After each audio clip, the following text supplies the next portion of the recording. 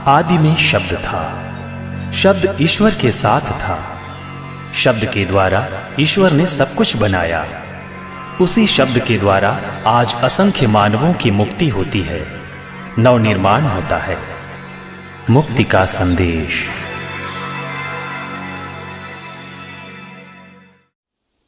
मेरे प्रिय मित्रों, इस कार्यक्रम के प्रारंभ में ही मैं आपको ये बताना चाहता हूं कि ये कार्यक्रम किसी धर्म विशेष के लोगों के लिए नहीं है, बल्कि ये सबके लिए है। हम सबके जीवन में विभिन्न प्रकार की समस्याएं हैं, हम सबके मनों में कई प्रकार के सवाल हैं और पवित्र ग्रंथ बाइबल में हमारी समस्याओं का समाधान, हमारे सवालों का जवाब है। और इस कार्यक्रम के जरिए उन जवाबों को आपके सामने रखने का प्रयास किया जा रहा है। और इसीलिए मैं आपसे अनुरोध करूंगा कि स्वयं सुनें, देखें, साथ ही साथ अन्य मित्रों को भी इस कार्यक्रम से लाभ उठाने का मौका प्रदान करें। हम बाइबल में पढ़ते हैं कि प्रभु यीशु मसीह 30 साल की उम्र में ही ईश्वर के राज्य की घोषणा का कार्य शुरू किए। अर्थात 30 साल तक प्रभु यीशु मसीह गृहस्थ जीवन जिए, परिवार में जिए। प्रभु ने संसार के, समाज के लोगों के दुख और दर्द को देखा, समाज में व्याप्त कई प्रकार के अन्याय को देखा,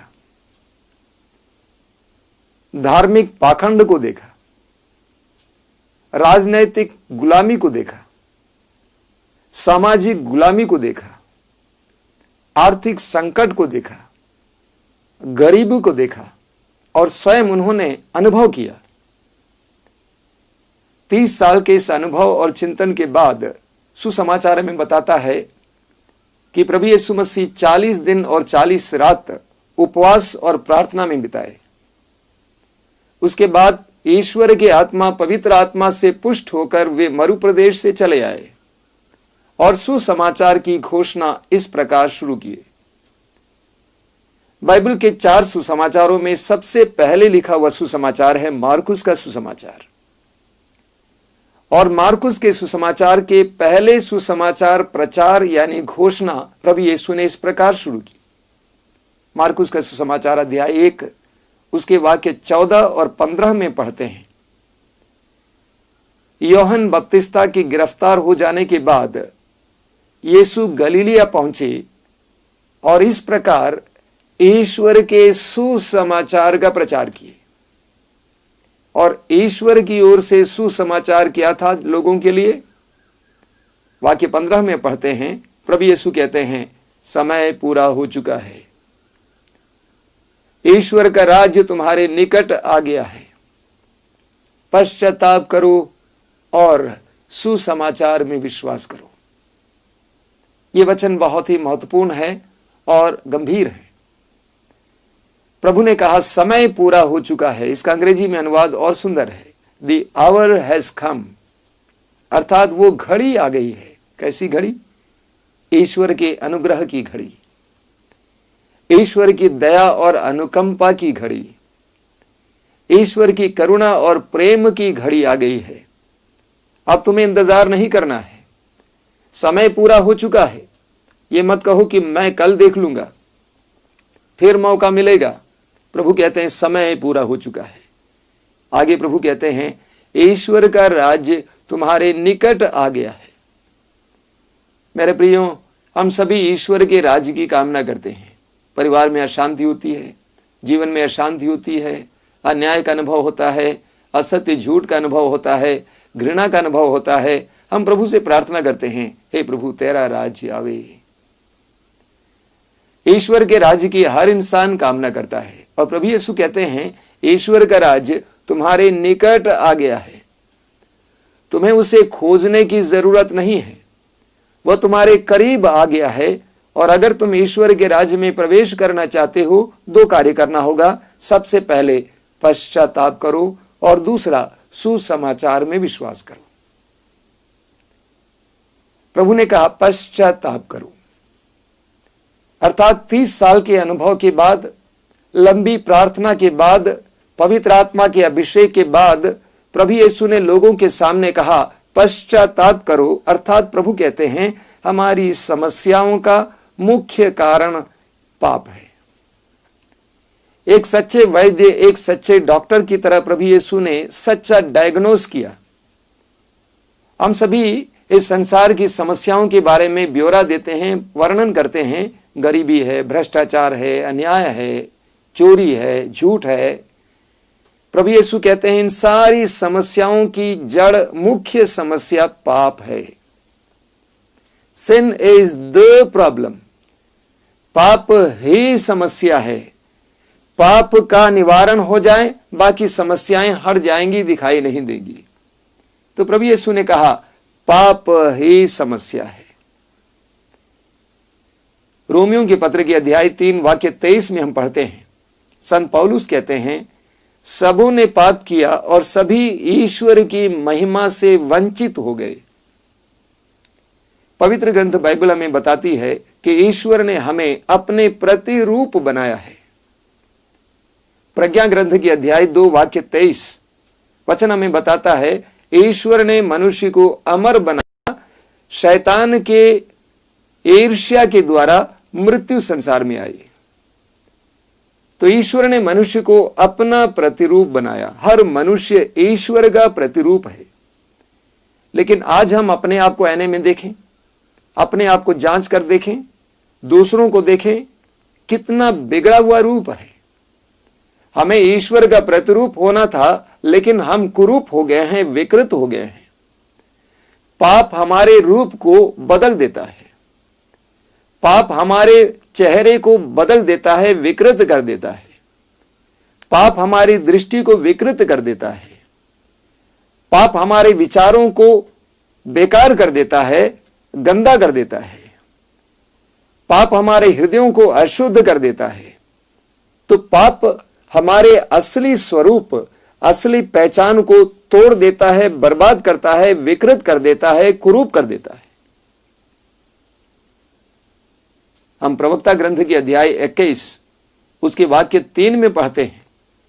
प्रवक्ता ग्रंथ अध्याय 21 वाक्य 3 में पढ़ते हैं, प्रभु का वचन कहता है हर पाप दुधारी तलवार से भी तेज है, उसके घाव का कोई इलाज नहीं है।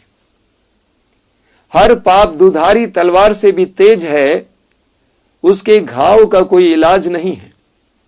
पाप के द्वारा हम अपने आप को और दूसरों को और ईश्वर को चोट पहुंचाते हैं। प्रवक्ता ग्रंथ के अध्याय 19 उसके वाक्य 4 में हम पढ़ते हैं जो पाप करता है वो अपने आप को हानि पहुंचाता है। तो मेरे प्रिय मित्रों, हर पाप के द्वारा हम अपने आप को और दूसरों को चोट पहुंचा देते हैं। और वास्तव में आज मनुष्य अपने ही पापों के द्वारा घायल है और उस घायल अवस्था में दूसरों के साथ इंटरैक्शन करता है, आदान प्रदान करता है, उसे स्वयं फिर चोट मिल जाती है और वो दूसरों को भी चोट पहुंचा देता है। पाप कितना भयंकर है। पाप हमारे स्वरूप को बिगाड़ देता है, हमारी मौलिक पहचान को बदल देता है, हमारे चेहरे को, हमारी दृष्टि को, हमारे हाव भाव को, हमारे विचारों को, हमारे हृदय के भावों को पूरी तरह से बदल देता है, बिगाड़ देता है। सवाल ही खड़ा होता है पाप क्या है? What is sin? हम पवित्र ग्रंथ बाइबल के आधार पर पाप के बारे में मनन चिंतन करेंगे। पाप क्या है?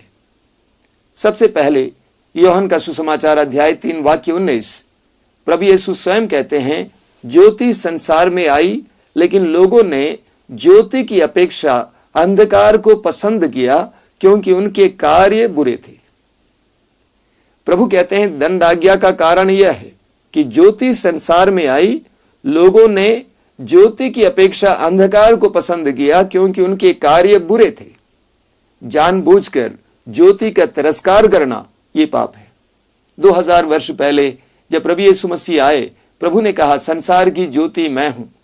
और प्रभु यीशु मसीह ने प्रभु के वचनों के द्वारा, प्रभु के सानिध्य के द्वारा ईश्वर की ज्योति को हमारे पास लाए, लेकिन लोगों ने उन पर विश्वास नहीं किया, लोगों ने उनका तिरस्कार किया। ईश्वर की ज्योति, ईश्वर के प्रकाश को अपने जीवन से दूर रखना यह पाप है। एक बार एक व्यक्ति ने कहा कि आज मैं अपने जीवन में सूर्योदय होने नहीं दूंगा। और वो कमरे के अंदर घुस गया। उसने कमरे के सारी खिड़कियों को बंद किया, सारे दरवाजे को बंद किया, पूरी तरह से उस कमरे को अंधेरा कर दिया। ये सोचा कि सूर्योदय नहीं हुआ है, लेकिन वास्तविकता यह है सूर्योदय हुआ, लेकिन उसे उस सूर्योदय या सूर्य से ज्योति नहीं प्राप्त हुई।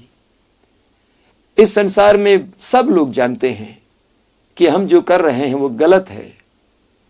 ये कार्य ज्योति के अनुसार नहीं है, ये प्रकाश में लाने लायक नहीं है। तब भी इसलिए वे ज्योति को दूर रखते हैं, क्योंकि वे बुरे कार्य में लगे हुए हैं। ये पाप है। ज्योति का तिरस्कार करना, सत्य का तिरस्कार करना, प्रेम का तिरस्कार करना, ये पाप है। पाप क्या है? यशायाह नबी के ग्रंथ के अध्याय 1 उसके वाक्य 2 और 3 में प्रभु का वचन कहता है, ओ आकाश सुनो, ओ पृथ्वी सुनो, क्योंकि ईश्वर बोला है, मैंने पुत्रों का पालन पोषण किया, लेकिन उन्होंने मेरे विरुद्ध विद्रोह किया है। बैल अपने मालिक को पहचानता है, गधा अपने मालिक की नाद जानता है, लेकिन मेरी प्रजा नहीं जानती, इस्राएल नहीं समझता। प्रभु कहता है कि वो आकाश, वो पृथ्वी, मेरे हृदय की बात को सुनो। वो बात क्या है? मैंने पुत्रों का पालन पोषण किया, मैंने पुत्रों का पालन पोषण किया, लेकिन उन्होंने ही मेरे विरुद्ध विद्रोह किया है। जब बड़े हो गए, शक्तिशाली हो गए, मेरे विरुद्ध विद्रोह करना शुरू किए। बैल अपने मालिक को पहचानता है। उस जमाने में बैलों को जंगलों में छोड़ दिया जाता था,